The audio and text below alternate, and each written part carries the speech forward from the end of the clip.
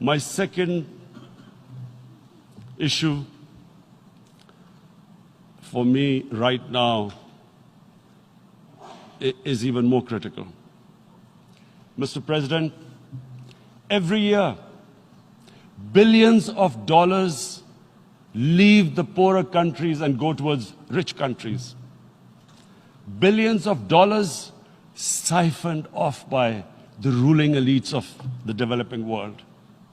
And they find their way into Western bank accounts, offshore accounts, tax havens, expensive properties hidden behind companies bought in Western capitals. Mr. President, this is devastating the developing world. This is causing more poverty, debts. It's impoverishing the developing world. The difference between rich and poor countries is growing because of this. Money laundering, which happens because money leaves the poorer countries into rich countries, is not treated the same as, for instance, money from drugs or terror financing. The seriousness which terror financing and money from drugs, the way it is treated, it's not the same. The way the poor countries are being plundered by their elites. It's not happening. In my country, when I took charge of our government a year back, in the 10 years preceding that, our total debt went up 4 times. The debt we had accumulated in 60 years, just in 10 years, it went up 4 times.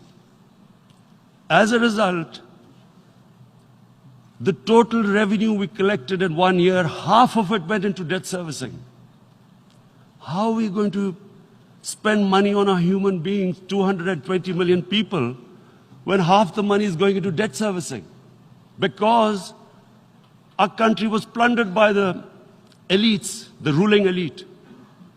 And easily they could get the money out. And when, Mr. President, we located properties in Western capitals bought by this money through corruption and money laundering, located the properties of these corrupt leaders, we find it so difficult to retrieve it.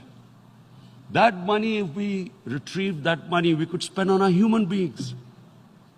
But it's so difficult. The laws protecting these criminals. We do not have the sort of money to have expensive lawyers and spend millions and millions of dollars.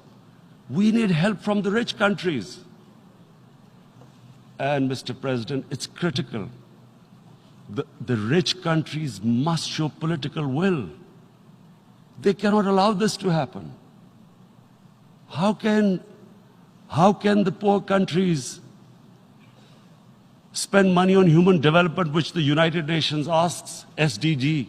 How are we going to do it when this money can easily leave our countries? So, unless the rich countries intend to build walls to stop economic refugees coming as we see right now, they must take action. They must take action now. It must be a deterrent.